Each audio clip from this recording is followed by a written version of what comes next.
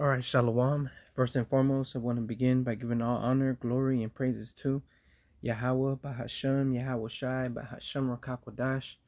Double honors to the elders and apostles of Great Millstone, and Shalom to you brothers that are laboring and pushing this word in truth and sincerity and with charity.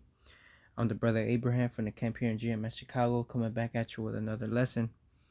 Lord willing to be edifying. And I'm a little over halfway point in the apostles live from yesterday, and they inspired me to do a video of my own. Something that they did was they went in the chat and they asked the chat for the general meaning of 2nd Ezra 6 and 9, which is a scripture that we bring out a lot, especially now considering we're at the end of days, biblical prophetical times. All right, so I did exactly what they did. They went to the chat and asked for the general meaning of 2nd Ezra 6 and 9. And this is what they said. So the scripture reads, For Esau is the beginning, for Esau is the end of the world, and Jacob is the beginning of it that follows. All right, it says general meaning at a symbolic and prophetic level. This verse is not mainly about the two brothers as individuals, but about two opposing systems, ages, or orders of the world. All right, and that's on point. All right, when Jacob and Esau were in the womb, they struggled within Rachel. Okay, why? Because it says that they were different from one another. Let's just go ahead and grab it in Genesis 25.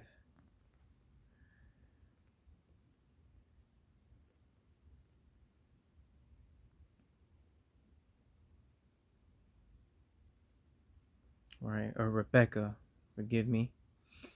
Okay,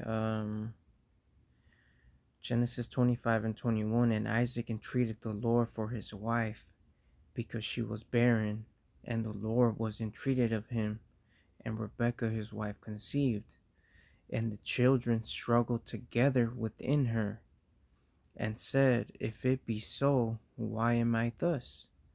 And she went to inquire of the Lord, right? Because they were wrestling against each other, right?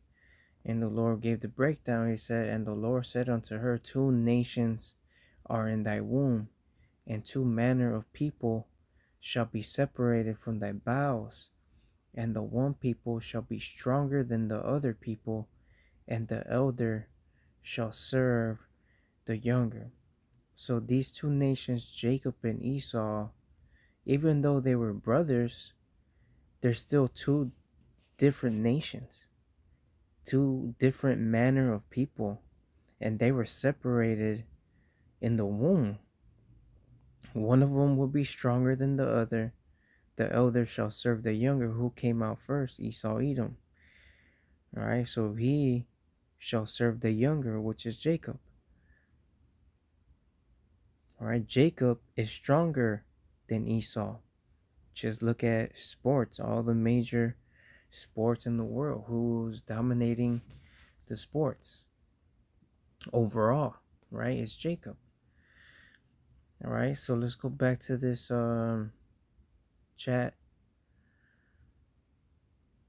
All right, let's see, where did I leave off? All right, it says, here's the core idea broken down. Esau represents the present world order. Esau is often used symbolically to represent the current age, a worldly, flesh-focused system. Power structures rooted in domination, materialism, and corruption. The end of the world here means the end of this age, not the destruction of the planet, which is correct, right? Because it says, grab that. right? Ecclesiastes 1:4. One generation passes away, and another generation cometh, but the earth abideth forever, right?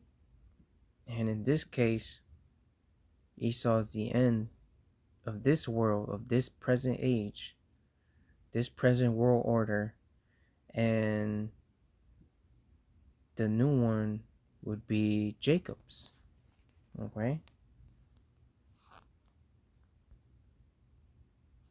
let's get the book of Daniel, chapter 2 and verse 44, which Daniel, the second chapter, goes into the king's dream, which he saw a golden, or not a golden statue, but this statue that had different was made of different metals, and these different metals represented four kingdoms. Okay, and when you get to the feet,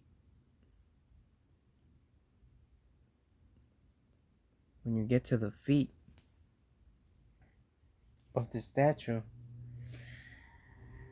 it was mixed with iron and clay, right? Partly weak, partly strong. Iron represents the strong, clay represents the weak.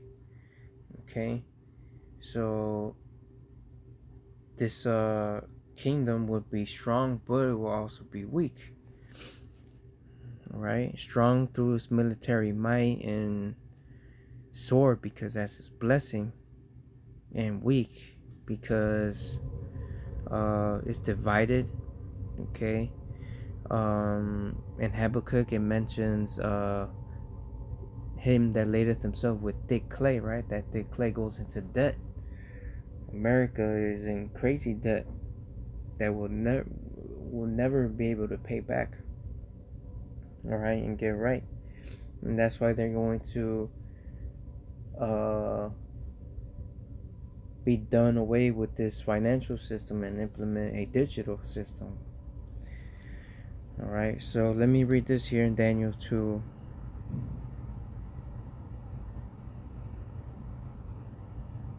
And 40, right? It says Rome at the top, right?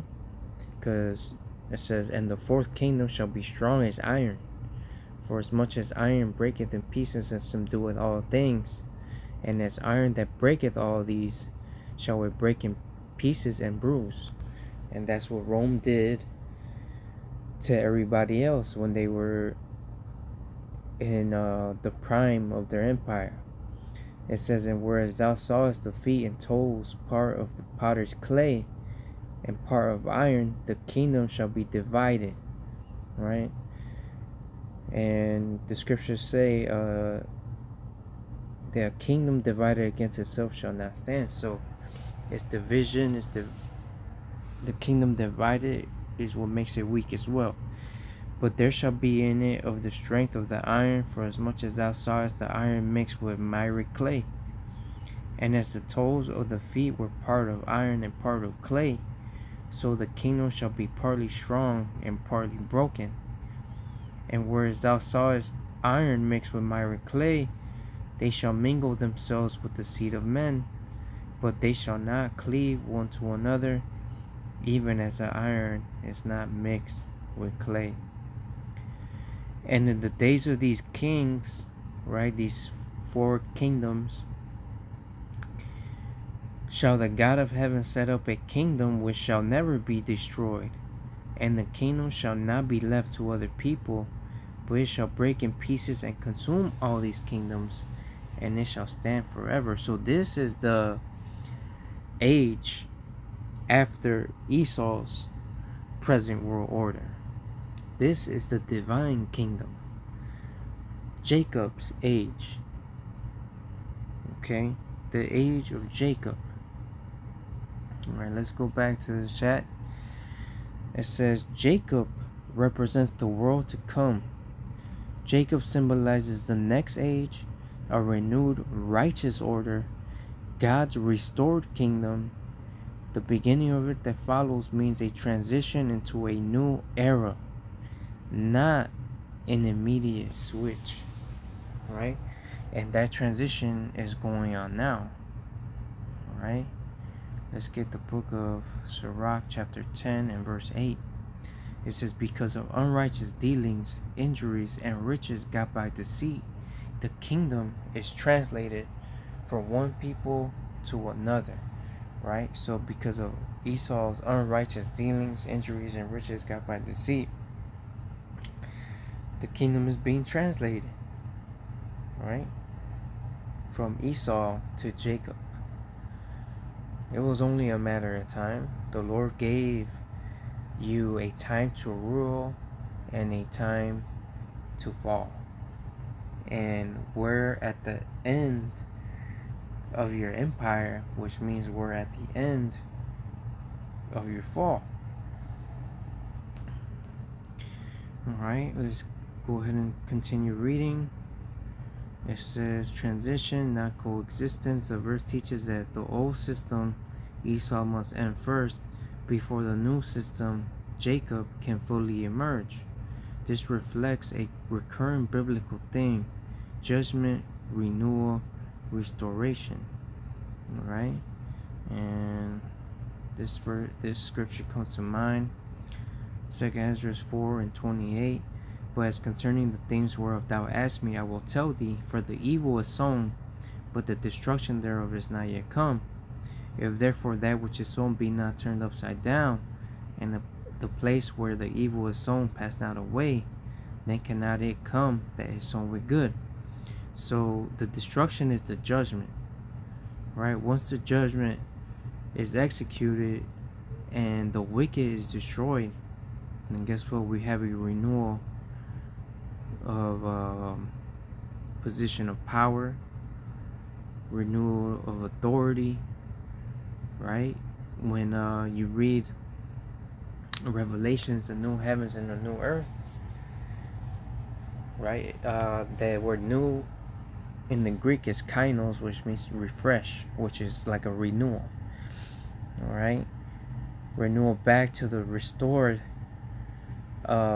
kingdom of Israel, the way it was always meant to be. Okay, let's continue reading. Big picture message. This verse is about divine timing and succession, and one age must pass away before another can rise. God allows the current world to run its course before bringing in the next. In short, the world as it currently operates has an expiration date, and a new righteous order follows it.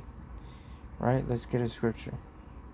Let's get Job 14 and 5. Seeing his days are determined, the number of his months are with thee. Thou hast appointed his bounds that he cannot pass. Right? He has an expiration date. And it's past expired. Alright, it's past expired. The expiration date is, it's no good no more. Your kingdom's no good. You're spoiled. Alright, let's just get one more here.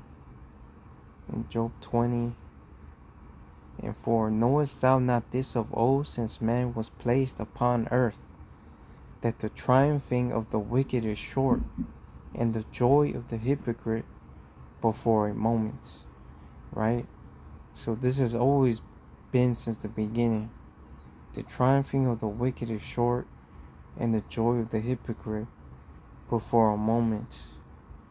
Your reign was only for a moment, and it was short. To us it seems like forever, because we're living in this captivity, and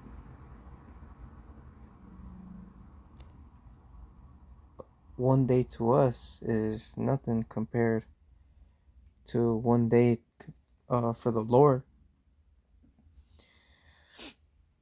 So in reality, your reign and your triumphing is short and only momentarily, and it's already at the end. And we can't wait for the world to come, the world and age of Esau, the righteous order.